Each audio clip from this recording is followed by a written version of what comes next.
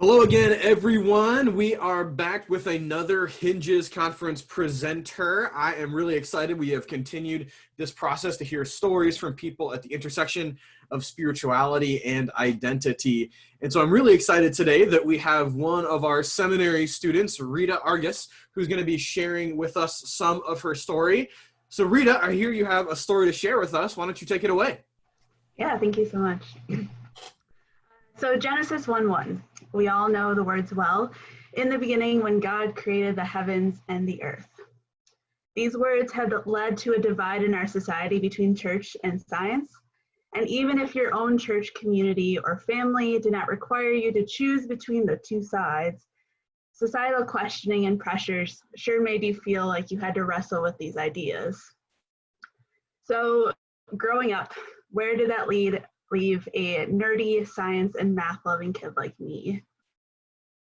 Growing up like a lot of kids, I loved dinosaurs and space. As I got older, this turned into a desire to become an engineer.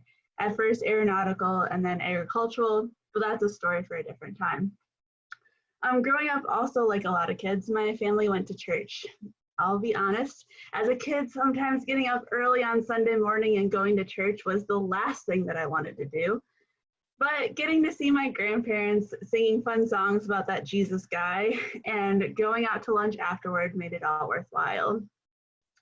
As I grew into my love of science and the church, my parents never made me think that I had to choose between the two. And the church that I grew up in never really brought up the idea of these two parts of me influencing each other. But society sure did. Society told me that I could believe in creationism or evolution, but not both.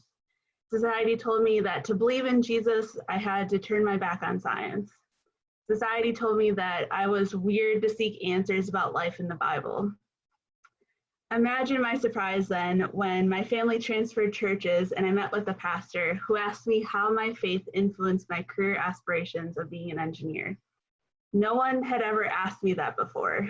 I had never thought of one influencing the other, but I felt seen and understood when she smiled at my response of, if you can, why would you not want to use your talents to explore more of the amazing universe God created?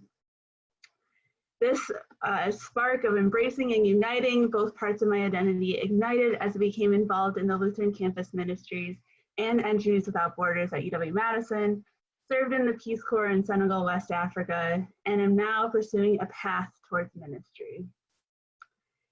And maybe this intersectionality between science and religion has never been more needed than now.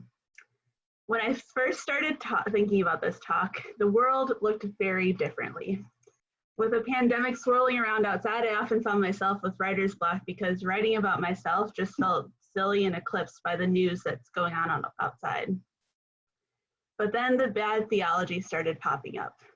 Between people saying that this pandemic is God's judgment and that there's nothing we could do about it, or that trusting the advice of medical professionals and people in authority was evidence that you lacked trust in God, was at first hurtful, and then it made me righteously angry. My identity, the intersection between science and religion, which caused me to question, doubt, and struggle so much growing up, is now the symbol of hope that I hold on to. Because friends, I'm here to tell you that God is with us in this intersection.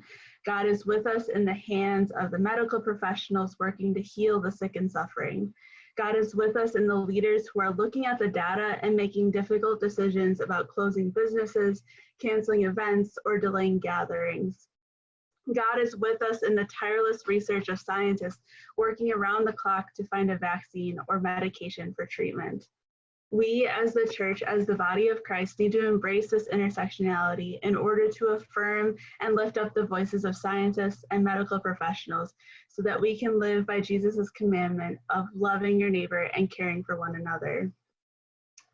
I may be on a new career path from engineer to pastor, but I'll always carry that nerdy science and math loving kid with me as I say the very Lutheran answer of yes and to science and religion.